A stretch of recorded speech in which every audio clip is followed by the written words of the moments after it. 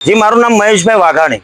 આ યોગ ગુરુ હતો જ નહીં, આ તો લોકોની વાહિયાત વાતોથી યોગ ગુરુ બની બેઠેલો હતો। હું તો પહેલા કહેતો હતો ને, હજી કહું છું કે આ યોગ ગુરુ હતો જ નહીં। સિસ્ટમને અંદર વિચાર કરો કે આ જાબાદ પોલીસને ખૂબ ખૂબ અભિનંદન ને સરકારને ખૂબ ખૂબ અભિનંદન આપવાનું મન એટલા માટે થાય છે કે ખરેખર આવા પાખંડીને રૂપિયા 2 કરોડની ચલણી નોટોનો લઈને દેશની સાથે દેશદ્રોહ કર્યો છે આ વ્યક્તિએ। આને શેનો યોગ ગુરુ કહેવામાં આવે? ખરેખર અમે તો વિચાર કરીએ છીએ, યોગી ચોકની અંદર જે તે ટાઈમે સંસ્થા ચલાવતો હતો ત્યારે પણ આના પેતરા બહાર પાડવાની કોશિશ કરી હતી, પણ એ ભાઈએ સુસાઇડનું એક નાટક કરીને અમને જેલમાં પૂરવાનો કારસો ઘડ્યો હતો, પણ એના કારસાને તદ્દન અમે ફેલ કર્યો હતો અદાલત દ્વારા।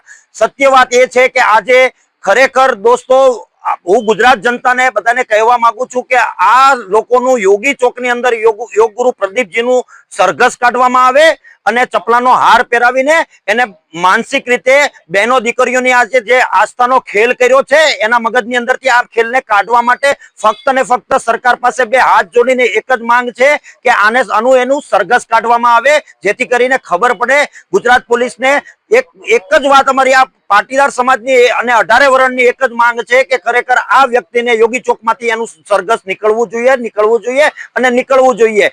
એના એટલા માટે સરઘસ કાઢવામાં આવે કે ખરેખર આસ્થાનો કેન્દ્ર બનેલો આ પ્રદીપ ખરેખર આખા ગુજરાતને, સુરતની અંદર પેલા, રાજકોટની અંદર પેલા ખેલ કર્યા, ત્યાંથી એને દાન ન મળ્યો એટલે સુરતની અંદર પૈસા ઉઘરાવીને એને ધોરણ પાટી નામનો આશ્રમને એક મોટો ડેવલપમેન્ટ આશ્રમ બનાવીને ત્યાં યોગની સંસ્થાઓ ચલાવીને ખરેખર એક મોટું એક ષડયંત્ર ઊભું કરવાનો કારસો ઘડ્યો હતો। એ આ બધા જ કારસાનો આજે તદ્દન એનો નિકાલ થયો છે અને ગુજરાત પોલીસને સેલ્યુટ કરું છું। પૈસા ઉઘરાવવામાં સતીના નામ ઉપર ગ્રુપ બનાવતો, જેવી રીતે સીતા, તારા, મંદોદરી, આ બધી જ સતીઓના નામે એક ડાયરી બનાવતો, ડાયરી બહેનો દીકરીઓને આપતો અને બહેનો દીકરીઓના ભરણ પોષણના જે 500 રૂપિયા બચાવવું હોય એ આ પ્રદીપને પહોંચાડવાનો આ કારસો ચાલતો હતો। આ કારસાને અમે ઉઘાડો પાડવા માટે તેથી પણ અમે સક્ષમ હતા અને આજે પાટીદાર સમાજના અગ્રણી તરીકે હું આહવાન કરું છું કે આવો જાગો, સૌ સાથે મળીને 18 આલમની આજે યોગી ચોકની અંદર એનું સરઘસ કાઢવા માટે આપણે બધા સાક્ષી બનીએ।